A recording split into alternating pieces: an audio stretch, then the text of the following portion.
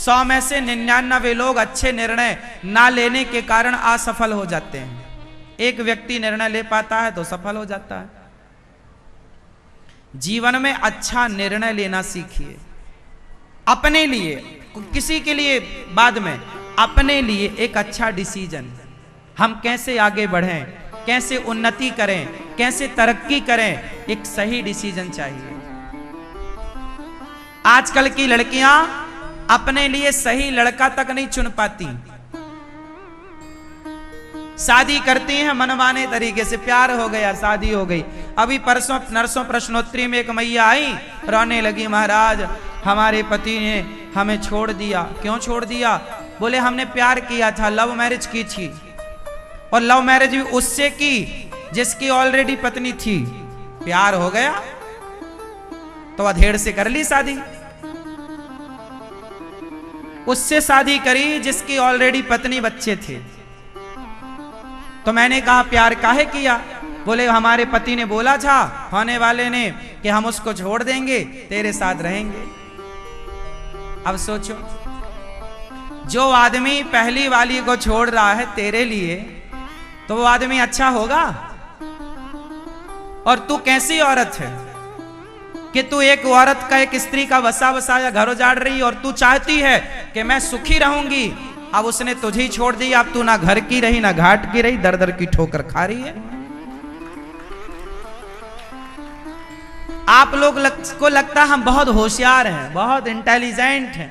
खाक इंटेलिजेंट हो, अपने लिए तो सही निर्णय लेना पाए, अपने लिए बढ़िया जीवन साथी चुनना पाए, चुना भी तो उसके संग निभा ना पाए, और डिग्रियां दिखाते फिरते हो। क्या करेंगी ये डिग्रियां? एक अच्छा पढ़ा लिखा वही है जो अपने गृहस्थी को बहुत अच्छे से चला रहा है, वो बहुत पढ़ा लिखा मानना चाहिए। जिसने अपनी पत्नी के साथ, पति के साथ एक तालमेल बिठा के रखा है, जिसकी गृहस्थी बिंदास चल रही है, कोई तू मैं की नौबत नहीं आती, जिसके सास ससुर साथ में है, माँ बाप साथ में है, और पूरा 4-5 लोगों का परिवार साथ में, एक साथ रहते, हंसते, मुस्कुराते, खाते पीते, तालमेल बना है। वो लोग पढ़े लिखे हैं। वो पढ़े लिखे नहीं कि जो लुगाई लेके सीधे भाग जाए माँ बाप को छोड़ के। अरे पढ़े लिखे हो तो रिश्तों का तालमेल बिठाना क्यों नहीं जानते? यदि रिश्तों का तालमेल बिठाना जानते हो तो ही मैं आपको पढ़ा लिखा मानूंगा, वरना कागज में तुम पढ़े लिखे हो बने रहो। क्यों जी, आप क्या कहते हैं? जो कागज में पढ़ा लिखा, एक तो वो है कागजी पढ़ाई, और दूसरा वो है जो परिवार को तालमेल बना के चले, पत्नी भी खुश रखे, पति भी खुश रखे, और माँ बाप भी खुश रहे, सास ससुर भी, पूरा तालमेल के साथ, कमाई भी, पैसा भी कमाए, अपने लिए बेहतर डिसीजन ले, खुश रहे, हैप्पी रहे, प्रसन्न रहे। आप बताइए, एक आदमी पढ़ लिख के परेशान है, ना पत्नी सुन रही है ना बच्चे सुन रहे हैं। एक तो ये है पढ़ा लिखा सुंदर, बिल गेट्स जैसा पढ़ा लिखा और बिल गेट्स जैसा इंटेलिजेंट और बिल गेट्स जैसा धन्ना सेठ कौन होगा? दुनिया का सबसे अमीर आदमी है, लेकिन वो आदमी रिश्तों का तालमेल ना बिठा पाया और उसकी पत्नी से उसका तलाक हो गया। बिल गेट्स, और ये पढ़ा लिखा आदमी है।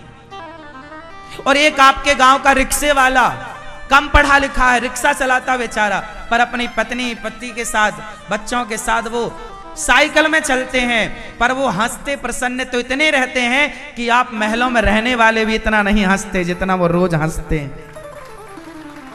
आज तुम इतने गरीब हो गए हो कि तुम्हारे होठों से मुस्कान गायब हो गई है।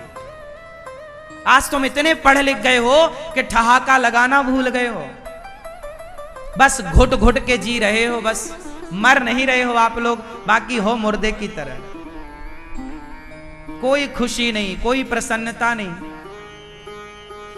रिश्तों के लिए कोई तालमेल नहीं। लड़कियां भागे जा रही हैं लड़कों के संग, लड़के भागे जा रहे हैं लड़कियों। हर गांव में, हर मोहल्ले में ये खबर आपको मिल जाएगी कि आज फलाना लड़का भाग गया, आज फलानी लड़की भाग गई। ये चल रहा है देश में। कौन लोग हैं ये? पढ़े लिखे होते तो ये भागने की जरूरत क्या थी साहब? बेवकूफ लोग हैं वो जो रिश्तों को बेहतर नहीं बनाते, रिश्तों का तालमेल नहीं बिठाते, बेवकूफ हैं वो। आप क्या मानते हैं, समझदार? पढ़ा लिखा वो है जो परिवार के तालमेल को बनाए रखे, बैलेंस। बैलेंस समझते हैं? बैलेंस बहुत बड़ी चीज है साहब। यदि बैलेंस बनाना आया तो एक जरा सी वो माचिस की तीली होती है ना, माचिस की तीली में भी बॉल खड़ी हो सकती है, बशर्ते आपको बैलेंस बनाना आना चाहिए। माचिस की तीली में एक बॉल गोल खड़ी हो सकती है, हाँ या ना? क्यों जी, हो सकती है कि नहीं? हाँ या ना? जोर से। पर कैसे होगी? तीली उठाओ और बॉल रखो, हो गई? हो गई ना। इसके लिए अध्ययन करना पड़ेगा, इसके लिए अभ्यास करना पड़ेगा, तब आपको जाके बैलेंस बनाना आएगा। नहीं आएगा? यदि हम एक माचिस की तीली में बॉल खड़ी कर सकते हैं, यदि बैलेंस आ गया तो हम अपने परिवार में अपनी पत्नी के साथ अपने माँ बाप को खड़ा क्यों नहीं कर सकते? हम क्यों नहीं रिश्तों में तालमेल बिठा सकते? अरे पढ़े लिखे हो तो बिठाओ ना, और मूसर हो, मूर्ख हो तो फिर लुगाई लेके फरार हो जाओ। हो ही रहे हैं लोग, आज तो शादी हुई, लुगाई लेके फरार हो जाते हैं। ये वो लोग हैं जिनको तालमेल बिठाना नहीं आता, और डिग्रियां इतनी ज्यादा हैं कि आप गिन ना पाओगे। डिग्रियां बहुत हैं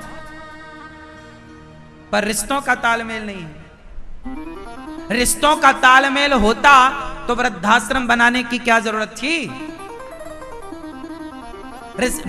यदि रिश्तों का तालमेल होता तो आज कोई बेटा अपनी मां को घर से क्यों निकालता? अब बताओ, आपके बेटे को आप बहुत बड़ी डिग्रियां दिलाना चाहते हो या ऐसा बेटा बनाना चाहते हो जो आपको बुढ़ापे में 2 गिलास पानी 2 रोटी प्यार से सम्मान से देता रहे? अरे सबसे बड़ी डिग्री, मेरा बेटा कितना पढ़ा लिखा है, कितना अनपढ़ है, मुझे इससे कोई फर्क नहीं पड़ता, वो बुढ़ापे में मेरी सेवा कितनी करता है, वो बुढ़ापे में मेरा ख्याल कितना रखता है, मुझे तो इससे मतलब है। तू कितना पढ़ जा या बिल्कुल मत पढ़, जब मुझे तेरी जरूरत पड़ेगी तो तू क्या मेरे साथ खड़ा है? जब बच्चों को जरूरत पड़ती है तो माँ बाप सदा बच्चों के साथ खड़े होते हैं, तो माँ बाप को जब जरूरत पड़े तो बच्चे खड़े रहें, यही तालमेल है और यही पढ़ाई है। क्या कहते हैं आप लोग? कितने लोग मेरी बात से सहमत हैं? ये तालमेल सही है? ये बनाना चाहिए कि नहीं? आज समाज में इस तालमेल की जरूरत है या नहीं, आप बताओ। आज बिना तालमेल की पढ़ाई चल रही है, ये बच्चे जो रटे जा रहे हैं ना, कोई जरूरत नहीं है इस चीज की। ठीक है, अपनी जगह डिग्रियां होनी ठीक है, पर डिग्रियों में भी वो पढ़ाई हो जो रिश्तों की तालमेल को लेकर चले। कैसे रिश्ते निभाए जाते हैं, एक सब्जेक्ट ये भी तो होना चाहिए। माँ कौन होती है, एक सब्जेक्ट में ये भी तो होना चाहिए कि माँ की सेवा क्यों करें, माँ का सम्मान क्यों करें, बाप का सम्मान क्यों करें, हम आपसे अच्छी बातें क्यों करें, मीन्स अच्छा मीठा क्यों बोलें, आप हमारे रिश्ते में क्या लगते हो। लेकिन फिर भी आप हमें कहीं रास्ते में मिलोगे तो हमारा धर्म क्या है कि हम आपसे हंसते मुस्कुराते आपसे मिले, भैया कैसे हो, है ना। ये व्यवहारिकता है, शिष्टाचार। पहले जब हम पढ़ते थे ना, तब शिष्टाचार पाठ था हमारी हिंदी की बुक में। शिष्टाचार नाम का क्या था? पाठ था। अब पता नहीं वो पाठ है या गायब हो गया। अब शिष्टाचार कहाँ जरूरत पड़ रही है। शिष्टाचार पढ़ाया गया होता तो ये आज के नौजवान बच्चे बुजुर्गों के सामने सिगरेट पी के उनके मुंह पे धुआं काहे को फेंक रहे होते। हमारे जमाने में तो गांव का बच्चा बीड़ी भी पीता था ना, और कोई गांव का बूढ़ा आ जाता था तो वो उठ के भाग जाता था। मतलब गांव के प्रत्येक, वो हमारी जात का हो ना हो, बस बूढ़ा है तो बच्चा उड़ के भाग जाता था, बीड़ी बुझा लेता था। मतलब बुजुर्गों के प्रति इतना आदर था। पहले के अनपढ़ लोग बड़ों का सम्मान करते थे, आजकल के पढ़े लिखे लोग बड़ों का अपमान करते हैं। कौन सी पढ़ाई पढ़ ली भाई साहब आपने? क्या पढ़ लिया आपने? सम्मान से यात्रा शुरू हुई थी, अपमान में पूरी हो गई। आप अपने बच्चों को क्या इसलिए पढ़ाते हो कि वो बड़े होके तुम्हारा अपमान करें? उत्तर दो। फिर लेकिन आज के बच्चे कर रहे हैं कि नहीं? इसका मतलब दोष तुम्हारे बच्चों का नहीं है, दोष इस पढ़ाई का है जो गलत शिक्षा भारत में दी जा रही है।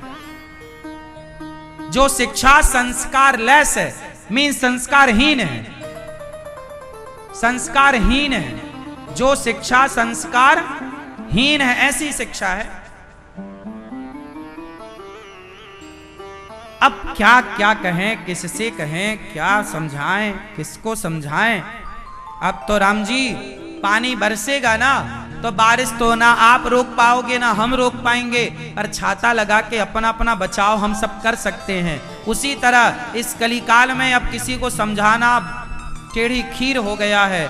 अब तो केवल सत्संग का, संस्कारों का छाता लगा के अपना अपना बचाव कर लो, आज की दुनिया से, आज के माहौल से, आज के परिवेश से। ये समझदारी है।